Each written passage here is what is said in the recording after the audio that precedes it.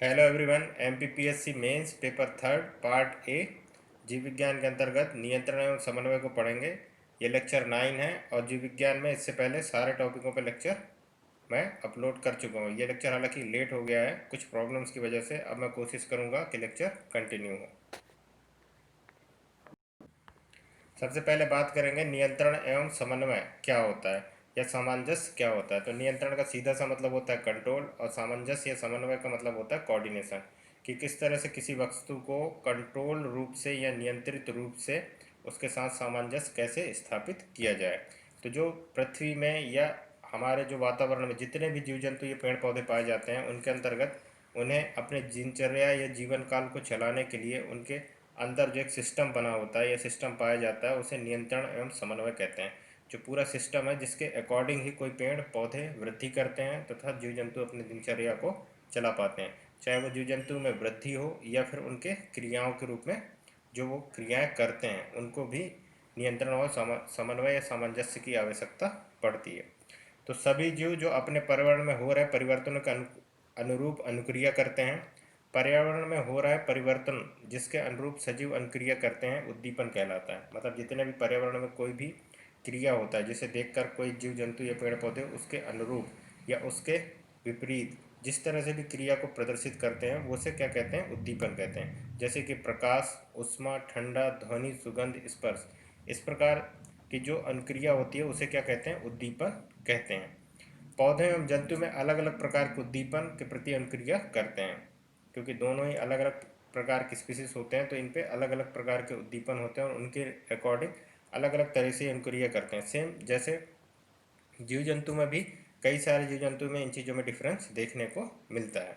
तो जो जंतुओं में नियंत्रण एवं समन्वय है वो सबसे इम्पॉर्टेंट है हमारे लिए।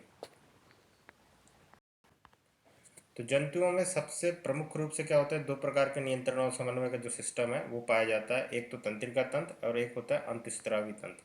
ठीक है, तंत्रिका तंत्र और अंतःस्रावी तंत्र ये दो सिस्टम है जिसके अकॉर्डिंग ही पूरा का पूरा जीव जीव जंतु जो कि अपने आप को रेगुलेट करते हैं और अपने जो डेली उनके जो कार्य हैं उनको नियंत्रित करते हैं, अपने शरीर के जितने भी क्रियाएं हैं उन्हें पूर्ण करते हैं।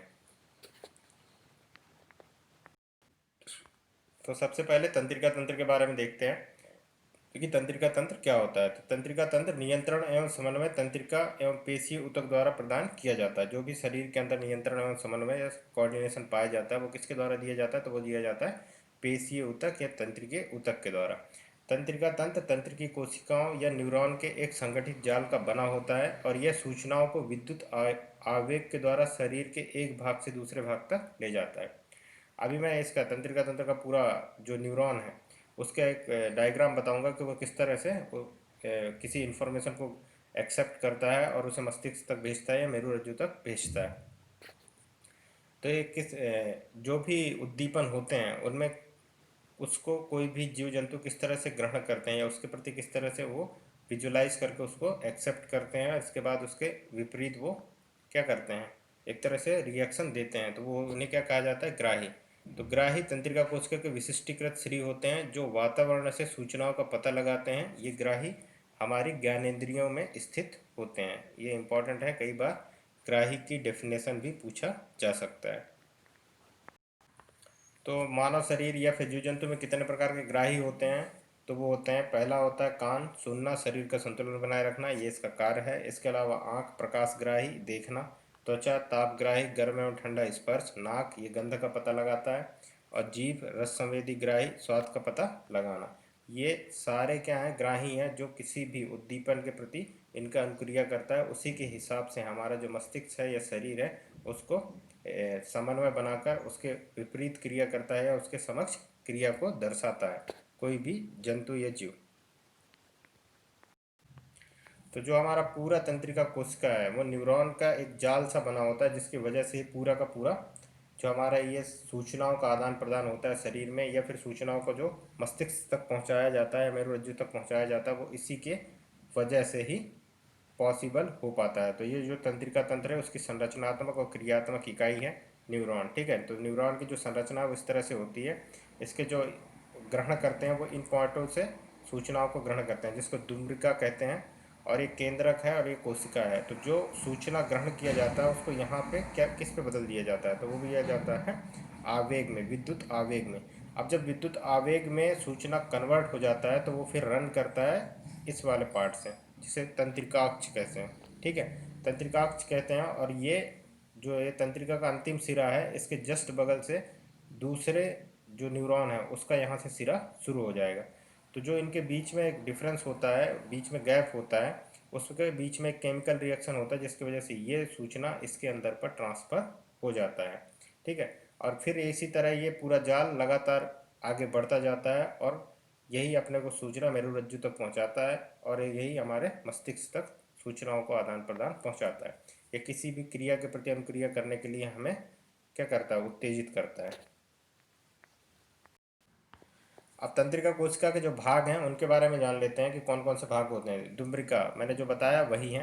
कोशिका से निकलने वाली धागे जैसे संरचनाएं होती हैं, सूचना प्राप्त करती हैं। यह इसका इंपॉर्टेंट काम है, कई बार पूछता है दुम्बरिका क्या करती है, तो सूचना प्राप्त करती है। कोशिका है, ये क्या करती है, प्राप्त की गई सूचना को विद्युत आवेग के रूप में बदलती है।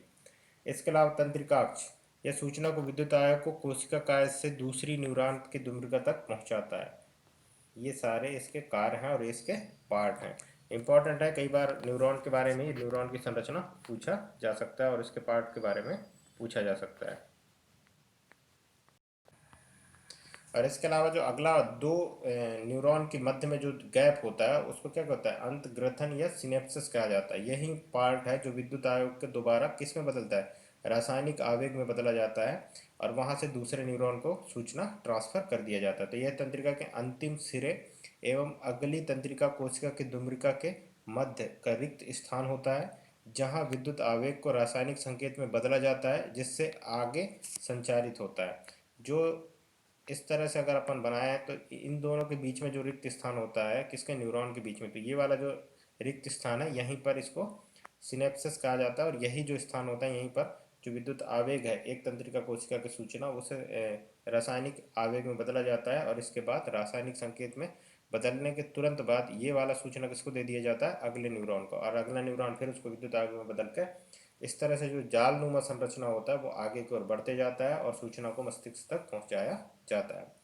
अब प्रतिवर्ती क्रिया क्या होता है, तो किसी उद्दीपन के प्रति तेज अथवा अचानक की गई अनुक्रिया प्रतिवर्ती क्रिया कहलाती है। जैसे एग्जाम्पल क्या है प्रतिवर्ती क्रिया के, किसी गर्म वस्तु को छूने पर हाथ को पीछे हटा लेना, या कील चुभने पे हाथ को हटा लेना, या किसी भी तरह का आपका ऐसा स्पर्श जो आप उसकी एक्सेप्टेशन नहीं करते हैं और आपको अगर प्रभाव होता है तो आप बहुत जल्द उसके प्रति रिएक्ट करते हैं, जिसे क्या कहा जाता है, प्रतिवर्ती क्रिया कहते हैं। प्रतिवर्ती चाप, प्रतिवर्ती क्रिया के दौरान विद्युत आवेग जिस पथ पर चलते हैं उसे प्रतिवर्ती चाप कहते हैं। ये दोनों, ये तीनों जो डेफिनेशन के रूप में भी पूछे जा सकते हैं 3-3 नंबर में, तो ये इम्पॉर्टेंट है। ये एक तरह से डायग्राम है जिसमें किस तरह से क्रिया के प्रति अपन अनुक्रिया करते हैं उसको बताया गया है। जैसे उद्दीपन, मान लो उष्मा आपको महसूस हुआ तो ग्राही अंग कौन सा है, त्वचा, ये ग्रहण किया, इसके बाद इसने तंत्रिका कोशिका कहाँ पर पहुंचा, मतलब न्यूरॉन कहाँ पर भेजा सूचना, तो भेजा मेरुरज्जु में। मेरुरज्जु क्या करेगा, कार्य अंग को, मतलब पेशी अंग को निर्देशित करेगा और अनुक्रिया क्या होगा, जो हाथ है आपका वो अगर वो उष्मा के संपर्क में आता है या गर्म किसी चीज़ के संपर्क में आता है तो उसको पीछे हटा लेगा। और ये बहुत तीव्र गति होता है क्योंकि जो सूचना होती है वो विद्युत आवेग के रूप में गति करते हैं और विद्युत आवेग के हिसाब से भी आप समझ सकते हैं कि उसकी गति कितनी तेज होती है। और यही उन अनुक्रिया अगर सही टाइम पे ना हो तो वह अनुक्रिया हमें क्या करती है, हानि पहुंचा सकती है। अगर मान लो कोई कील चुभ रहा है, अगर उसके रिस्पेक्ट में अगर आप क्रिया नहीं करते हैं तो कील पूर्ण रूप से धंस जाएगी, तब तक आप क्रिया नहीं कर पाएंगे। तो ये इंपॉर्टेंट है। अब अनुक्रिया कितने प्रकार की होती है ये भी इंपॉर्टेंट है। तो अनुक्रिया 3 प्रकार की होती है, एक ऐच्छिक, अनैच्छिक और प्रतिवर्ती क्रिया।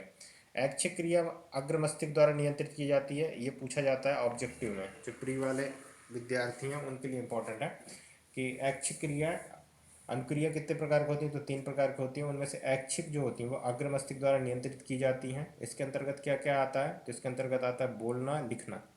ठीक है, मतलब ऐच्छिक है, मतलब अपने मर्जी से या आप जो चाहते हैं उस हिसाब से अगर कोई कार्य करते हैं तो उसे ऐच्छिक क्रिया में लिया जाता है। इसके अलावा अनैच्छिक है, अनैच्छिक मतलब ऐसी क्रिया जो आप नहीं करते लेकिन वो आपके मस्तिष्क के, मतलब आपके अनुसार वो निर्देशित नहीं होते लेकिन आपके शरीर या आप आपकी जो बॉडी है उसके अंतर्गत ऑलरेडी वो क्रियाएं चलती रहती हैं या अपने आप ही होती हैं। इसे क्या कहा जाता है, मध्य एवं पश्च मस्तिष्क द्वारा नियंत्रित किया जाता है। और ये कौन सी क्रियाएं हैं, तो दिल का धड़कना, श्वसन, पलकों का झपकना, ये सारी चीज़ें क्या होते हैं, अनैच्छिक क्रियाएं होती हैं। इसके अलावा प्रतिवर्ती क्रियाएं, वो मैंने बताया कि प्रतिवर्ती क्रिया मेरुरज्जु द्वारा नियंत्रित की जाती हैं। गर्म वस्तु छूने पर हाथ को हटा लेना, या कील के धंसने में, मच्छर को काटने में, या कोई भी ऐसी चीज़ के इस संपर्क में आने पे जिसकी आप इच्छा नहीं करते या आपको महसूस नहीं होता, तो आप उसके प्रति अनुक्रिया दर्शाते हैं, जिसे क्या कहते हैं, प्रतिवर्ती क्रिया कहते हैं। तो सबसे इंपॉर्टेंट यही है, ऐच्छिक क्रिया अग्र मस्तिष्क के द्वारा, और अनैच्छिक क्रिया मध्य पश्चिम मस्तिष्क के द्वारा, और प्रतिवर्ती क्रिया मेरुरज्जु द्वारा नियंत्रित की जाती है। प्रतिवर्ती क्रियाओं को कई बार पूछा जाता है ऑब्जेक्टिव में कि किसके द्वारा नियंत्रित किया जाता है, तो वो किया जाता है मेरुरज्जु के द्वारा, ना कि मस्तिष्क के द्वारा। अभी हम मस्तिष्क के पार्ट भी पढ़ेंगे, कितने पार्ट होते हैं, तो उसमें और अच्छे से समझेंगे। अब अपन पढ़ते हैं मानव तंत्रिका तंत्र, जो कि बहुत इंपॉर्टेंट है। जीओ में सबसे इंपॉर्टेंट किसके बारे में अपन पढ़ रहे हैं, मानव के बारे में। तो मानव तंत्रिका तंत्र के बारे में पूछा भी जाता है। तो मानव तंत्रिका तंत्र को दो भागों में बांटा जा सकता है, और वो दो भागों में ही होता है। पहला कौन सा है, केंद्रीय तंत्रिका तंत्र, और दूसरा है परिधीय तंत्रिका तंत्र। तो केंद्रीय तंत्रिका तंत्र के अंतर्गत कौन कौन से आते हैं, तो ये आता है मस्तिष्क और मेरुरज्जु, ठीक है। और परिधीय तंत्रिका तंत्र के अंतर्गत आता है कपाल तंत्रिका और मेरु तंत्रिका, जो मेरुरज्जु से और मस्तिष्क से निकलती हैं। तो ये परिधीय तंत्रिका तंत्र हुआ, और केंद्रीय तंत्रिका तंत्र, ये मानव तंत्रिका तंत्र के जो पूरा का पूरा तंत्रिका तंत्र डिवाइड होता है, वो दो पार्टों में डिवाइड होता है। और इसमें सबसे इंपॉर्टेंट कौन सा है, तो मस्तिष्क और मेरुरज्जु, ये दो चीज़ें बहुत इंपॉर्टेंट है, जो कि सारी अनुक्रिया या प्रतिक्रियाएं जो होती हैं उनके प्रति रिस्पॉन्सिबल होता है, या उसको रिस्पॉन्स दे। जो समन्वय होता है वो इसी है कि आपका रिस्पॉन्स रेट या रिस्पॉन्स किस तरह से किसी के प्रति ऐसे, इस वजह से समन्वय किसी भी शरीर के लिए बहुत इंपॉर्टेंट हो जाता है। अब अपन सबसे पहले डिस्कस करेंगे मानव मस्तिष्क के बारे में। तो सभी को पता है मानव मस्तिष्क मतलब जो हमारा मस्तिष्क है सामने का जो सबसे ऊपर का भाग, उसको मस्तिष्क कहते हैं। और उसके ऊपर जो पूरा ये हड्डी का कपाल होता है, उसके अंदर जो भी चीज़ें होती हैं वो मस्तिष्क के भाग होते हैं। तो मनुष्य का जो मस्तिष्क वो क्या है, अस्थियों के खोल, क्रेनियन, जो ऊपर का जो पार्ट होता है हड्डियों को, उसको क्या कहते हैं, खोल को क्रेनियन कहते हैं। ये भी पूछा गया ऑब्जेक्टिव में। क्रेनियन से बंद रहता है, जो कि इसे बाहरी आघातों से बचाता है। किसी प्रकार से अगर चोट लगता है आपके मस्तिष्क में, सबसे पहली बात तो जो मस्तिष्क होता है वो बहुत ज़्यादा नाजुक और कोमल होता है। अगर उसमें किसी भी प्रकार का आघात होता है तो वो चोटग्रस्त होगा, और वो किसी भी टाइम डैमेज हो सकता है। तो उसको सुरक्षा करने के लिए पूरा क्रेनियन होता है। तो इसलिए होता है क्योंकि आपके शरीर में छोटे मोटे जो है आघात लगातार होते रहते हैं, जिसकी सुरक्षा के लिए बनाया गया है। और मनुष्य के मस्तिष्क का वजन लगभग 1400 ग्राम होता है। और मस्तिष्क सभी क्रियाओं के समन्वय का केंद्र होता है। जितनी भी क्रियाएं या जो भी अनुक्रिया दर्शाते हैं या कार्य करते हैं, उनके लिए हमारा कौन रिस्पॉन्सिबल होता है, तो वो होता है मस्तिष्क। इसके तीन प्रमुख भाग हैं, एक होता है अग्र मस्तिष्क, एक होता है मध्य मस्तिष्क, और एक होता है पश्चिम मस्तिष्क। इसके अलावा अगर लेफ्ट और राइट मस्तिष्क में डिवाइड करें मस्तिष्क को, तो जो लेफ्ट वाला भाग है वो राइट वाले भाग को कंट्रोल करता है, और जो राइट वाला भाग है वो लेफ्ट वाले भाग को कंट्रोल करता है।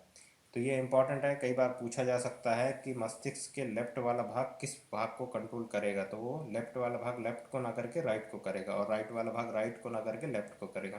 तो ये इंपॉर्टेंट है, ये भी समन्वय के द्वारा ही समझा जा सकता है। तो जो अगर मस्तिष्क को मुख्य जो भाग है, अगर हम उसको इस तरह से भागें तो लेफ्ट और राइट में उनके समन्वय के लिए इम्पोर्टेंट है, और जो समझने के लिए है या अध्ययन के लिए वो तीन भागों में बांटते हैं। उसमें अग्र मस्तिष्क जो सामने का पार्ट होता है, मध्य मस्तिष्क जो उसके नीचे का भाग होता है, और पश्चिम मस्तिष्क जो उसके नीचे बना होता है।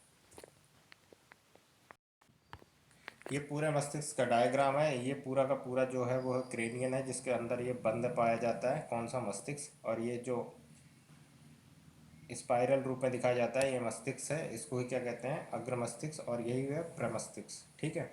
और एक कपाल एक खोपड़ी के अंदर बंद होता है, बहुत ही नाजुक इसकी संरचना होती है। और इसके नीचे ये वाला जो पार्ट है, सेक्शन है, उसको मध्य मस्तिष्क कहते हैं। और जो नीचे वाला मांस है उसको अनुमस्तिष्क कहते हैं, ये वाले पार्ट को, ठीक है। और इसके अलावा जो संरचना दिखाया गया है, ये है हाइपोथैलेमस, ये है पीयूष ग्रंथि, और ये पश्चिम मस्तिष्क के पार्ट हैं। और इसके अलावा ये है मेरुरज्जु, जो यहाँ से भी बहुत ज़्यादा क्रियाओं को क्या किया जाता है, ऑपरेट किया जाता है। तो ये भी इम्पॉर्टेंट है। इसके अलावा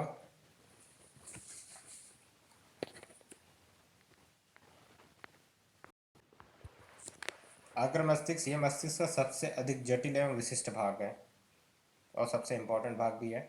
ये प्रमस्तिष्क है और इसके कार्य क्या कहलाते हैं, तो ये कार्य इसका इम्पोर्टेंट है। मस्तिष्क का मुख्य सोचने वाला भाग, जितना भी हम सोच समझ के या डिसीजन लेते हैं, डिसीजन मेकिंग कहाँ होता है, यहीं पर होता है। ऐच्छिक कार्यों को नियंत्रित करता है, जितना भी हम अपने मन या मर्जी से करते हैं वो कार्य यहीं के द्वारा नियंत्रित होते हैं। सूचनाओं को याद रखना, जितना भी सूचना हम ग्रहण करते हैं वो मस्तिष्क में याद कहाँ रखा जाता है, यहीं पर रखा जाता है। शरीर के विभिन्न हिस्सों से सूचनाओं को एकत्रित करना और उसका समायोजन करना, यानी उनको उनके साथ कोऑर्डिनेशन बनाना, ये भी इसी का भाग है। इसके अलावा भूख से संबंधित केंद्र भी यही है। तो अग्र मस्तिष्क बहुत इंपॉर्टेंट है, सबसे बड़ा इसका संरचना भी होता है। साथ ही साथ ये अग्र मस्तिष्क जितने भी हमारे ऐच्छिक क्रियाएं हैं उनको नियंत्रित करता है।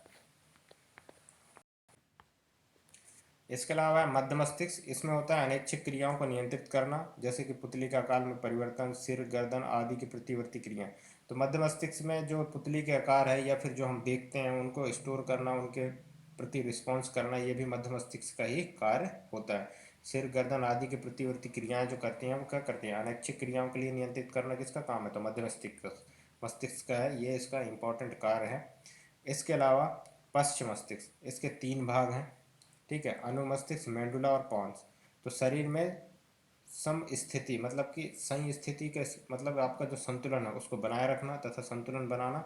ऐच्छिक क्रियाओं की परिशुद्धि, जैसे कि पेन उठाना, ये अनुमस्तिष्क के द्वारा ही होता है। कि अगर जो दिमाग है आपको ऐच्छिक क्रिया करने के लिए, जैसे अभी आपको पढ़ने के लिए दे रहा है, ठीक है, तो आप अभी पढ़ पा रहे हैं या किसी चीज़ को उठाना है तो आप उसको एक्यूरेसी के साथ या उसके कार्य को कितने जल्दी रिस्पॉन्स करके और उसको परिशुद्धि मतलब एक्यूरेसी के साथ आप कर पाते हैं, यह अनुमस्तिष्क का ही कार्य होता है। मेंडुला अनैच्छिक कार्यों का नियंत्रण, जैसे कि रक्तचाप, वमन और बहुत सारे अनैच्छिक क्रियाएं जो शरीर में होती हैं उनको क्या करता है, कंट्रोल करता है। इसके अलावा पांस है, वो अनैच्छिक क्रियाओं जैसे श्वसन का नियंत्रण करता है। ये तीन भाग होते हैं पश्चिम मस्तिष्क का, इंपॉर्टेंट है, अनुमस्तिष्क, मेंडुला और पांस।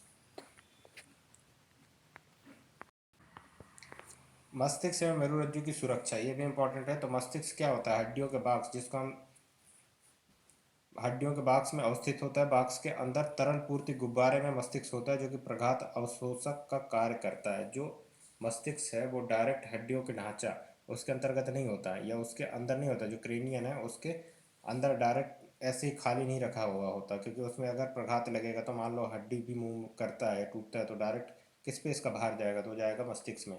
तो वो वहाँ पर एक तरल पदार्थ होता है जो कि जी मान लो अगर शरीर पे चोट लगता है तो उसके आघात को क्या करता है, कवर करता है। मेरुरज्जु की सुरक्षा करेस्कुकंद या रीढ़ की हड्डी के द्वारा किया जाता है। तो ये भी इंपॉर्टेंट है कि इनकी सुरक्षा किसके द्वारा किया जाता है, मस्तिष्क और मेरुरज्जु के। अब तंत्रिका तंत्र और पेशी ऊतक के बीच समन्वय, कोऑर्डिनेशन किस तरह से होता है, ये इंपॉर्टेंट है, ठीक है।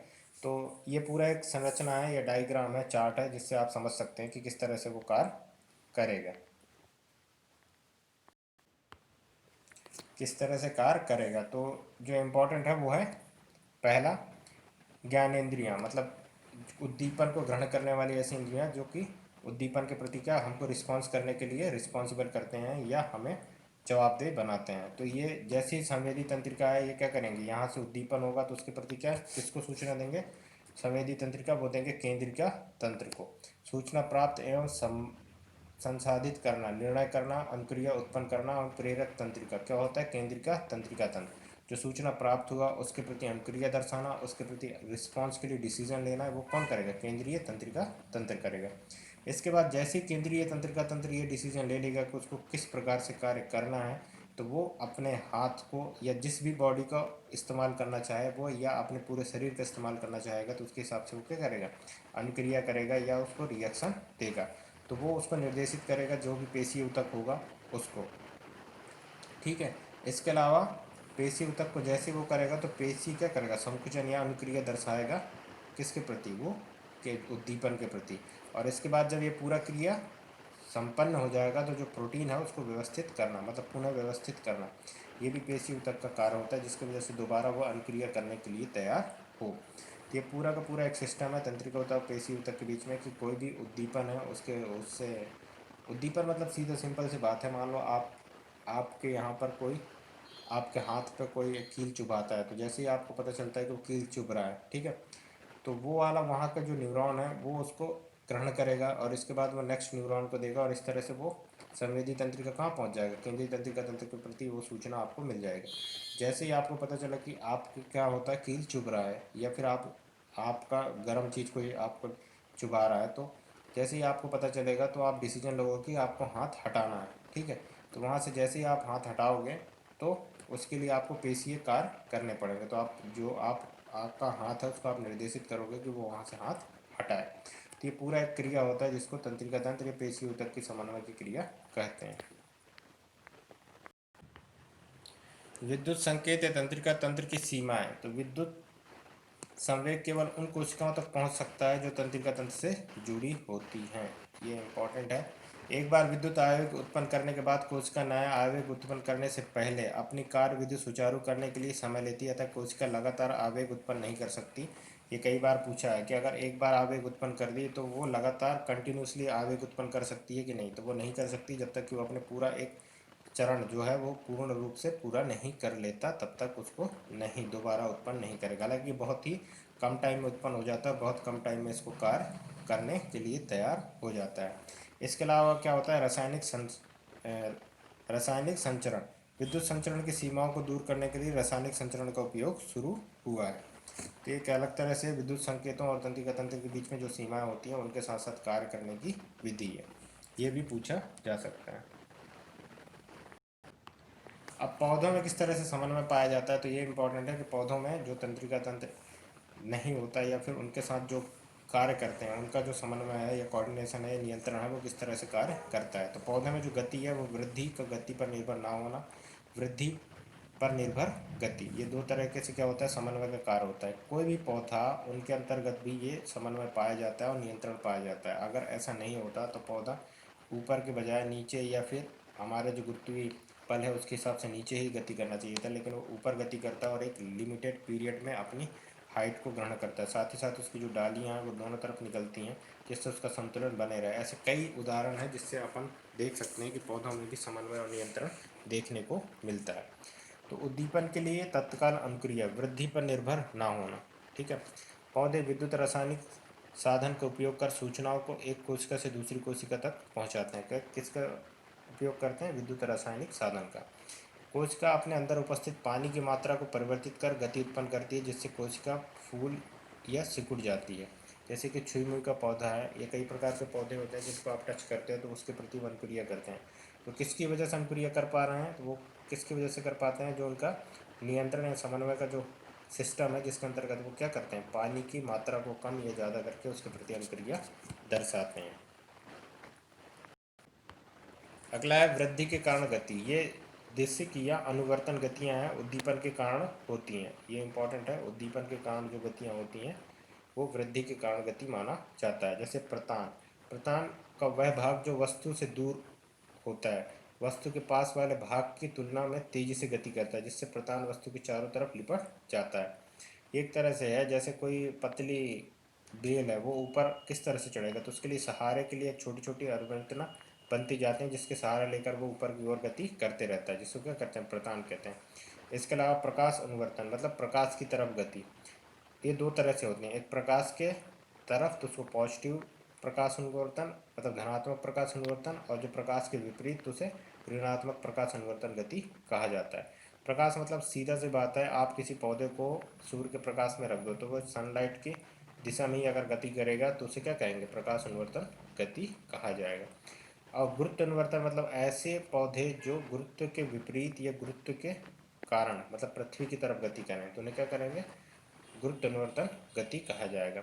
रसायन अनुवर्तन गति मतलब परागनली की अंडाशय की तरफ गति, जो निषेचन होता है फूलों में पुष्पों में वो परागनली के अंडाशय की तरफ गति होता है, वो रासायनिक अनुवर्तन गति माना जाता है। जल अनुवर्तन गति पानी की तरफ जड़ों की गति, इसको जल अनुवर्तन गति कहते हैं कि पानी की तरफ जो जल की गति है मतलब जड़ों की गति किसकी तरफ होती है, पानी की तरफ मतलब नीचे की तरफ जाती हैं तो उन्हें क्या कहते हैं, जल अनुवर्तन गति। तो ये सारे गति वृद्धि के कारण होते हैं और ये पूछे जाते हैं कि पौधे में कौन कौन सी गति पाया जाता है। तो सबसे इंपॉर्टेंट है प्रकाश अनुवर्तन, गुरुत्व अनुवर्तन, रासायनिक अनुवर्तन और जल अनुवर्तन। इसके अलावा प्रतान। ठीक है,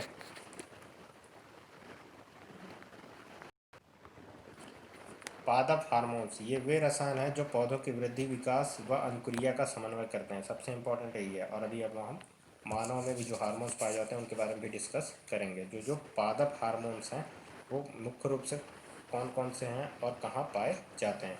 और सबसे इम्पोर्टेंट ये है कि ये जो ऑब्जेक्टिव एग्ज़ाम्स होते हैं उनमें बहुत ज़्यादा पूछा जाता है। तो ऑक्सिन जो है वो शाखाओं के अग्रभाग पर बनता है, कोशिका की लंबाई में वृद्धि करता है और प्रकाश अनुवर्तन में सहायक करता है। कौन सा? ऑक्सिन। ये क्या किसका नाम है? तो पादप हार्मोन्स का नाम है। और दूसरा है जिब्रेलिन। ये तनी की वृद्धि में सहायक करता है। जो तना होता है किसी भी पेड़ के उसके वृद्धि में सहायक करता है। कौन? जिब्रेलिन। और साइटोकाइनिन ये कोशिका विभाजन तीव्र करता है, फल व बीज से अधिक मात्रा में पाया जाता है। तो ये भी इम्पोर्टेंट है कि कोशिका विभाजन को क्या करता है? तीव्र करता है, साइटोकाइनिन। तो 4 होते हैं: ऑक्सिन, जिब्रेलिन, साइटोकाइनिन और एबिसिक्स अम्ल। तो ऑक्सिन, जिब्रेलिन, साइटोकाइनिन और एब्सिस अम्ल ये क्या करता है? वृद्धि, संदमन और पत्तियों का मुरझाना, तनाव हार्मोन। तो ये चारों हार्मोन्स बहुत इंपॉर्टेंट हैं। इनके उपयोग और इनके कार्य ये भी इंपॉर्टेंट है। ये ऑब्जेक्टिव क्वेश्चंस में बहुत बार पूछे जाते हैं। हालांकि आप मेंस में भी इसको लिख सकते हैं। मेंस में भी पूछा जा सकता है कि मुख्य पादप हार्मोन्स कौन कौन से होते हैं 6 नंबर में, और इनके कार्य क्या क्या होते हैं।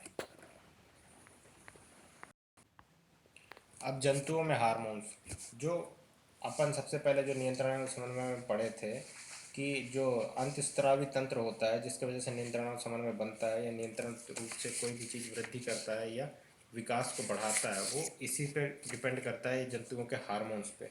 ठीक है। तो ये एक तरह से रासायनिक नियंत्रण और समन्वय होता है। तो आज इसको अंतस्त्रावी तंत्र कहते हैं, जो किसी न किसी भाग से स्त्रावित होता है और शरीर के भाग को क्या करता है? कंट्रोल करता है।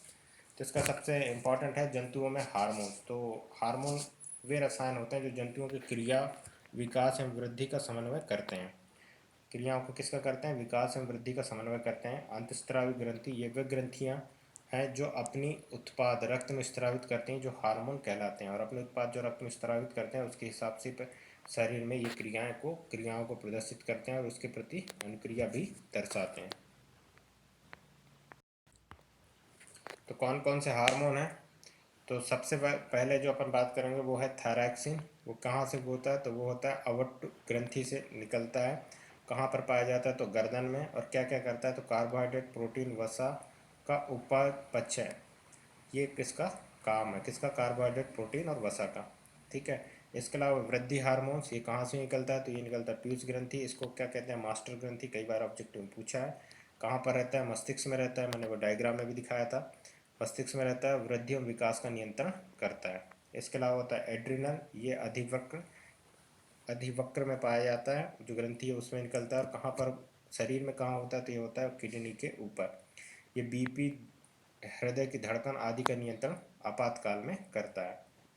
इसके अलावा होता है इंसुलिन। ये अग्नाशय में पाया जाता है, उदर के नीचे रक्त में शर्करा की मात्रा को क्या करता है? कंट्रोल करता है। तो ये भी इम्पोर्टेंट है इंसुलिन। इसके अलावा लैंगिक हार्मोन्स होते हैं, जिसमें लिंग हार्मोन्स जो होते हैं वो होता है टेस्टोस्टेरोन, ये होता है नर में। और एस्ट्रोजन ये होता है किसमें? मादा में। तो टेस्ट्रोजन जो होता है वो होता है कहाँ पाया जाता है? वृषण में। और एस्ट्रोजन कहाँ पाया जाता है? अंडाशय में। ये दोनों मेल और फीमेल के हैं। और ये कहाँ पर होता है? पेट के निचले हिस्से में पाया जाता है। इसके अलावा एक किससे संबंधित होता है? तो ये होता है यौन आरंभ से संबंधित होता है, परिवर्तित होता है और लैंगिक परिपक्वता के लिए होता है। ये पूरा चैप्टर यहाँ पर समाप्त होता है। नियंत्रण एवं समन्वय बहुत इंपॉर्टेंट है, यहाँ से जरूर क्वेश्चन पूछे जाते हैं, प्री में भी और मेंस में भी। साथ ही साथ ये नियंत्रण एवं समन्वय किन किन चीज़ों पर डिपेंड करता है। इसके अलावा मस्तिष्क के भाग, मस्तिष्क के कार्य, इसके अलावा जो तंत्रिका तंत्र है वो किस तरह से कार्य करता है, पादप के नियंत्रण एवं समन्वय किस तरह से होते हैं, साथ ही साथ पादपों के हार्मोन्स के बारे में और मानव हार्मोन्स के बारे में भी पूछा जाता है। तो थैंक यू वेरी मच। अगर ये लेक्चर अच्छा लगे तो इस चैनल को सब्सक्राइब करें, MPPSC के आराम को। और इसके अलावा टेलीग्राम में भी आप ज्वाइन कर सकते हैं। Thank you very much.